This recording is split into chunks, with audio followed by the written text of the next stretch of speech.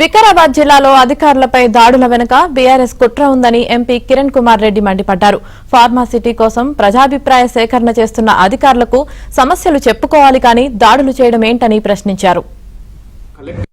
ప్రజాస్వామ్యంలో ఒక బ్యూరోక్రాట్ అంటే అడ్మినిస్ట్రేటివ్ గా ఉన్నటువంటి ఒక కలెక్టర్ స్థాయి అధికారిని అటాక్ చేయడం అనేది మనము డెఫినెట్ గా ఈ ప్రజాస్వామ్యం ఎటుపోతుందని ఆలోచించాలి. 10 ఏళ్ల పాలన పోయిన తర్వాత బీఆర్ఎస్ కి ఏ విధంగానైనా కాంగ్రెస్ ప్రభుత్వం చేస్తున్నటువంటి మంచి పనులను అడ్డుకోవాలని ప్రయత్నం క్లియర్ గా కనపడుతుంది.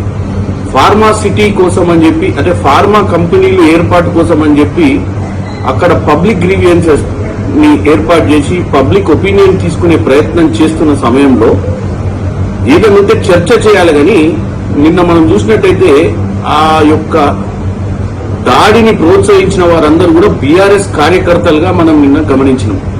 సో బీఆర్ఎస్ పార్టీ ఎట్టి పరిస్థితిలో వాళ్ళ 10 ఏళ్లలో దోచుకుందే కాకుండా ఈ రానున్న ప్రభుత్వంలో అంటే ఈ 10 నెలల ప్రభుత్వం చేస్తున్నటువంటి మంచి కార్యక్రమాలను ఎట్టి పరిస్థితుల్లో అడ్డుపడాలని, ఎట్టి పరిస్థితుల్లో ఈ ప్రభుత్వంలో ఒక్క కార్యక్రమం కూడా సక్రమంగా జరగొద్దని, ఎందుకంటే గతంలో ఎన్నో ప్రభుత్వాలు ఒక తెలంగాణనే కాకుండా భారతదేశ వ్యాప్తంగా కూడా అన్ని ప్రభుత్వాలు కూడా ఇండస్ట్రీలను తీసుకురావడానికి కానీ భూసేకరణ చేయడానికి కానీ ఇలాంటి కార్యక్రమాలు చేపట్టినప్పుడు ఇటువంటి పరిస్థితులు ఎప్పుడు ఎదుర్కొనలేదు. మరి ఈరోజు ఇటువంటి పరిస్థితి ఎదుర్కొనాల్సిన పరిస్థితి వచ్చింది అంటే దీని వెనుక కుట్ర ఉంది.